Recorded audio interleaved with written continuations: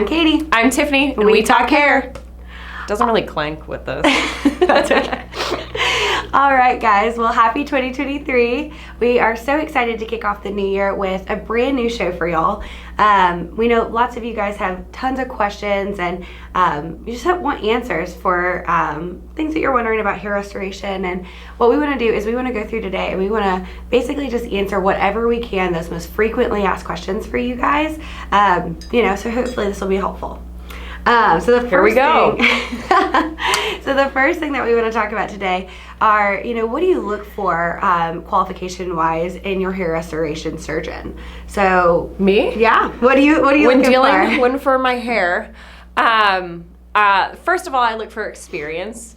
It doesn't necessarily to me matter years or how many people. I mean, that does obviously make a difference, but you either have it or you don't, to me. Like, some people are really good at it. Some people have been doing it for a long time that maybe shouldn't have been doing it for a long time. But a certain level of experience, because every head is a little bit different, does make a difference. People do specialize in FUE versus FUT, so there's that as well. But I think definitely first priority on my list would be experience of the doctor, kind of their background. Another thing I look for is kind of like their temperament, how they are, in a way to where, like, if I feel like I can trust them. It's kind of like when you come into a consult, how you feel when you talk to somebody. If you trust somebody, if you can be like, I'm not really sure if I believe everything they're saying. So definitely something I look for as well. That trust factor has to be there. Yeah, I love that. Even if their qualifications can be amazing, if I sit down with somebody and I don't necessarily trust them, then that may not be the route I go. Right, I love in that. regards to my hair transplant. Your hair transplant. So, for me, one of the most important things are going to be really the qualifications themselves. So what's so interesting is that in this type of industry, there are a couple different techniques that are available in terms of hair transplants. And for some of those techniques, you actually don't even have to legally be a physician at all to perform those types of hair transplants. It's just a little scary. It's crazy to me. It's nuts. I was mind blown, kind of coming into this industry and realizing that, the bar for some techniques to be able to be performed is pretty low. So, working with someone who is actually a physician and has trained as a hair transplant surgeon, it's very important. So the International Society of Hair Restoration has a lot of continuing education. And so for, surgeons to be diplomats of the International Society of Hair Restoration means that they are continuing their education each year. So finding someone with that qualification is super, super important because, technology is changing, techniques are changing, the industry itself is ever changing. So, not only finding someone who is a physician themselves, has some great training, some great credentials, some experience, has that trust factor, and is continuing their education. I think, in my opinion, that's kind of the total package there. Yeah. One of the things I think is really important as a patient is to be able to see that physician's work, their before and after pictures, because, it's important to see what you're working with and what that creative direction looks like based on that, physician, because hair restoration is an art. So I think that's one of the things that is really important. Yeah, and I think it's great that you said that too, because something we know just from working with so many doctors over the last several years is we can tell a doctor's work. We can literally look at a transplant and be like, oh, that was Dr. So-and-so or that was Dr. So-and-so, and making sure that vibes well with what your goals are for your hair. Right. Will be a factor in who you pick. Yeah, I couldn't agree more. So next question is, what qualifies someone to be a candidate for a hair transplant surgery in general? In general, definitely age is a factor. Looking at genetics too makes a difference. Did whoever had hair loss in their family, did they lose that hair young? I talked to somebody yesterday who was a little bit younger, and it was one of those things where he knew exactly who he was getting his hair loss from, and he knew exactly when it started in that person. And it doesn't mean you're going to follow that exact same pattern, but knowing that, so we can he was only 26 years old, trying to set him up for success 5 years down the road, 10 years down the road. Like, we're not we hope your hair looks great. Obviously, we can make your hair look great now, but we want it to continue to be great down the road. Right. So definitely looking at genetics plays a difference. Donor, how, believe it or not, how big your head is makes a difference. Those measurements are important. Measurements are important. Hair texture, what you're doing preventative wise, like where your hair loss is at. Are you doing something preventative, which we usually typically recommend to almost everybody, is either some type of laser, PRP, finasteride, minoxidil. A lot of times people are like, well, I don't want to take a pill every day. You might lose the rest of your hair again. And that's again where we look at genetics and stress and all those things. But definitely what can make a very good candidate is a lot of different factors. You can come in and have the best hair in the world, but be receding here. But if it's not necessarily, if you're not going to do anything to take care of it, that's something we can only temporarily fix for you, and you have to understand that. Yeah, because hair loss is progressive. So that's one of the things that I think a lot of people don't understand in terms of, what would be a best solution for them is that, like Tiffany said, we can fix the hair now, but if you don't take care of it long term, because it is progressive, you may end up only with hair in the area that we transplanted. So I had that conversation yesterday with a patient. Most patients are very open to finding some type of maintenance solution that works really well for them, because there are several options out there. So I think that that's the best part, is that it's typically pretty easy to find something that works well for someone, for their lifestyle, their budget, how much time and effort really that they want to put into that maintenance. But it is a really important factor. In my opinion, it's just as important as adding more hair. So that definitely makes someone a really good candidate for hair restoration. Yeah, and men actively thin till they're 60.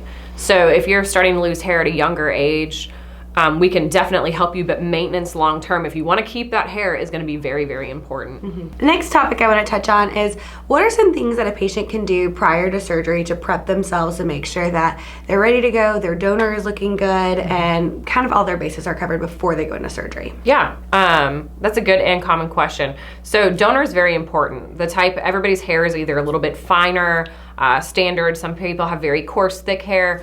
And definitely, especially if you're on like the finer side, we want to make sure your hair, we're going to get as much donor as we can when we go in there for a transplant. So definitely some of the things to do are PRP, plasma injections into that donor, believe it or not. Or into the areas to make the hair thick around the area you will do a transplant. Laser therapy, I personally love that. That's my personal favorite because it covers everything. You don't necessarily have to pick and choose where you want to put it. It's going to cover everything. Things like minoxidil can be great, especially in the crown. It helps keep that hair in the growing phase a little longer.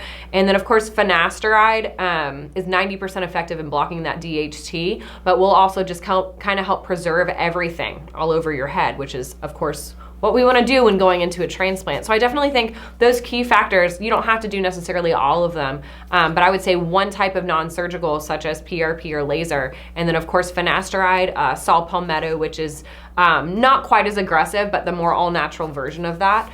So something if some people are leery taking like some type of pharmaceutical medication, it's definitely your more all-natural holistic route for that. But both good things, and they do separate things. So taking those together is going to be the best way to prepare your donor for surgery. Yeah, absolutely. So prepping that donor area to be, like you said, the thickest it could possibly be, the healthiest it could possibly be, is going to result in a healthier, kind of thicker transplant, which is great. And then there's a couple things that you'll want to do in the week or weeks leading up to the procedure that are really important. So anything that you can do in the week to 2 weeks before the procedure to subside the blood supply and the blood flow is really, really important, because the less that you bleed during a surgery, the more successful the surgery can be. So, things like avoiding heavy lifting, working out, drinking, spicy foods, anything that thins the blood, we want to totally avoid if we can, to the most, the fullest extent that we possibly can, kind of leading up to the surgery. So those things are important. If you're actively using minoxidil, you want to go ahead and discontinue that a week before your surgery. If you are taking finasteride or Propecia, you can continue that. So that won't affect anything in regards to the surgery itself.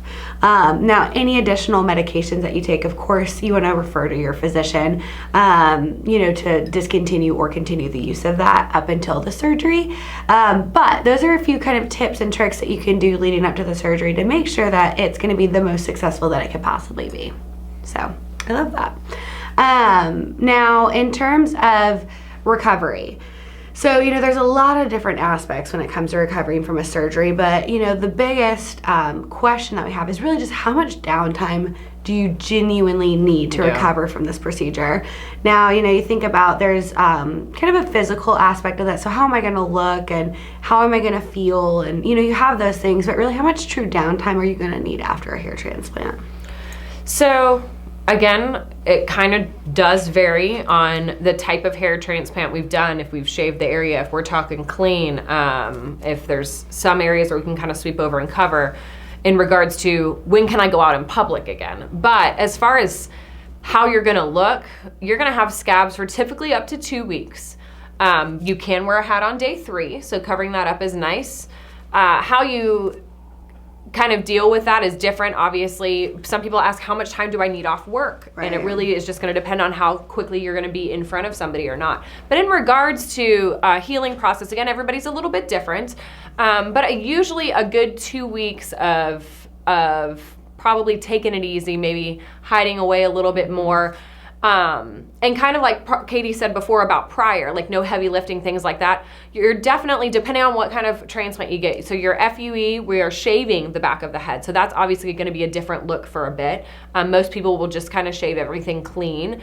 But that is a non-negotiable with an FUE. But you don't have a suture line. With the sutures, your hair can be a little bit longer to cover that up. But when you have a suture line, you don't want to be doing any heavy lifting till those come out on day 10, because you can stretch the scar line a little bit more, which we don't want that. You want to make sure you're as still as possible. So those do that's really the only thing that varies recovery wise. But as far as either procedure, you're going to have scabs for usually between 10 and 14 days, and then those should come out. Now, hair, how long does it take for hair to kind of grow in? Usually a few months. Mm-hmm. So your native hair should come back pretty within like 30 days. It should start, you'll kind of see it between that 2 weeks and 4 weeks mark.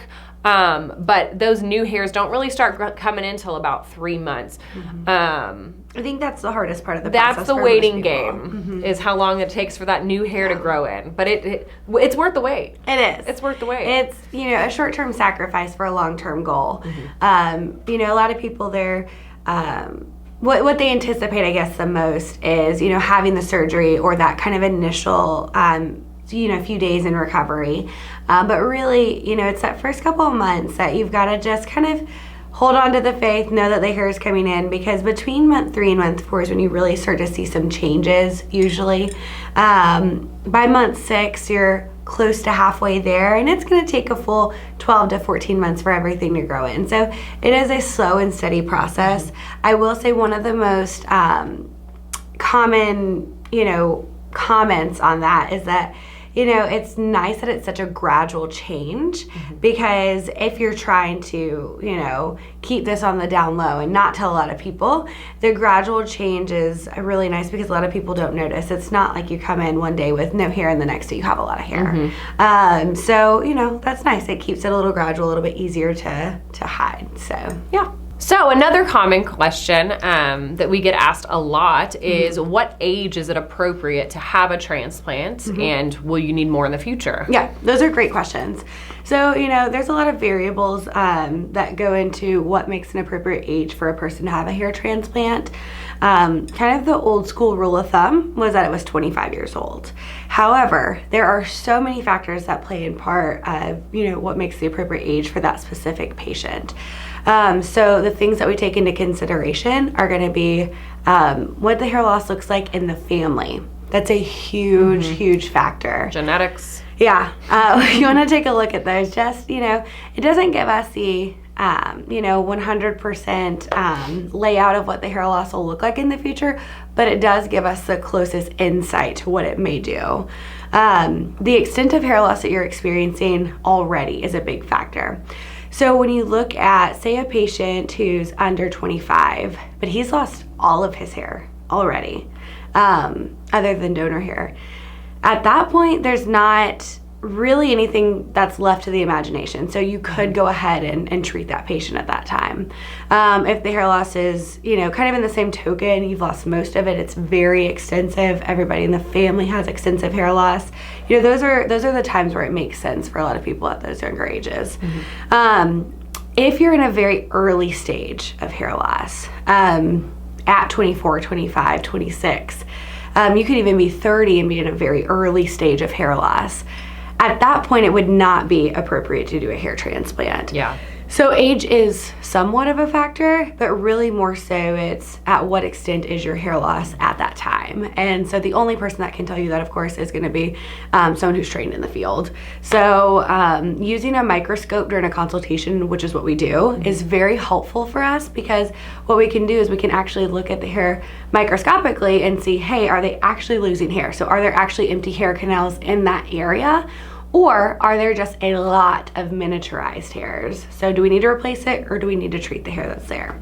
So that's a big deal. In terms of a second hair transplant, it really just depends on two things: the extent of hair loss that the patient is experiencing and their goals and expectations. So, I've had patients that have, pretty extensive hair loss, and having one hair transplant made the world of difference for them. They were thrilled. Yeah. They moved on with their life. It made a huge difference, and kind of is what it is. And I have patients with significantly less hair loss that we did one transplant, and their goal was that it was even thicker. So they were a candidate for 2 transplants at that point. So it does depend on, like I said, the extent of hair loss and the goals and expectations. And really the only person that can help you with that is going to be, number one, you knowing what those are, and then number 2, a consultant making sure that they're matching those realistic expectations. So that's really what makes the biggest difference there. Yeah. Well, this has been great. We have really enjoyed our time. As always, if you have any questions, if y'all need anything, call us, leave us a comment, whatever we can do to help. So anyways, I'm Katie. I'm Tiffany. We talk hair.